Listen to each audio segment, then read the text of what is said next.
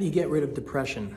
Well, one of the ways that we've learned through NLP and hypnosis training is if you're going through depression, that just means that in our world, it means that you've got sadness that hasn't been resolved, that's been with you for a very, very long time.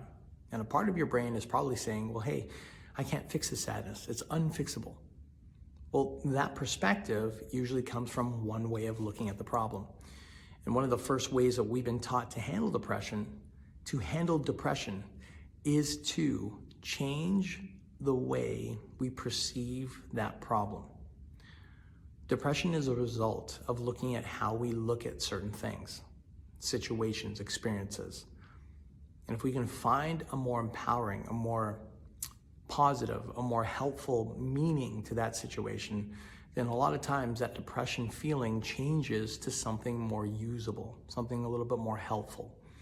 For example, when my dad passed away, my first belief about my dad passing, before he passed, like within the month that he was fading away, I was sinking into this deep, deep, dark, what I call depression, because it was consuming my mind. I couldn't think about anything else. I would be at work staring at the wall because all I thought about was my dad's pain.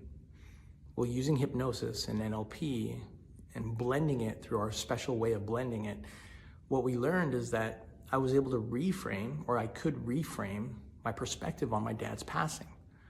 And what I discovered was that it wasn't so much his passing that hurt me, even though that hurt too. The bigger depression where that stemmed from was when I believed that my dad was going through so much pain, that when he died, that he would continue to go through that pain. Like, don't ask me where that thought came from. Don't ask me why it's there. I don't know. All I knew is that that was what I was fighting. And I didn't know that it was actually running that deeply, that detailed, until we did some of the hypnosis and NLP work. Well, what we did is we ended up reframing the belief, not just the thought, but it's an actual belief, where once I knew my dad was going to pass, that would be the last day of his suffering. And that even though I couldn't help him, even though I desperately wanted to, knowing that if he passed, when he passed, that suffering would end with his passing, and that he could be in a place where he could actually feel happy.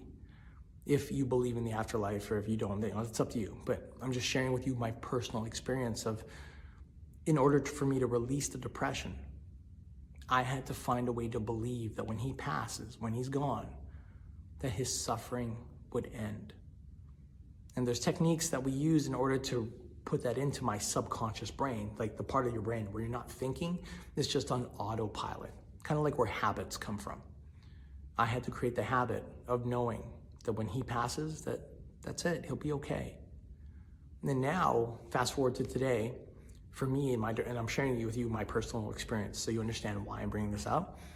When I think about my dad, all I imagine is that he's up in the sky, he's got angels hanging on to each side of his arm, so he's never gonna fall, and that he's always stuffing his face with pie because the man loved to eat. Like, that's, to this day, that's the image I see of him. And because I see that of my dad, even though I miss him dearly, the feeling of knowing that he's okay, it changed the feeling of depression into a version of love, a feeling of love where I know that it's not just about me, it's about him, and that he's in a better place because he had to go through this experience.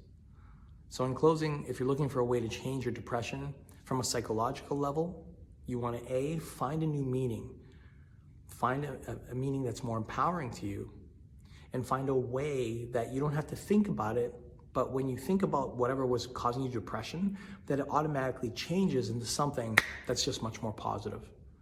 Do that, and your depression never has to attack you ever again.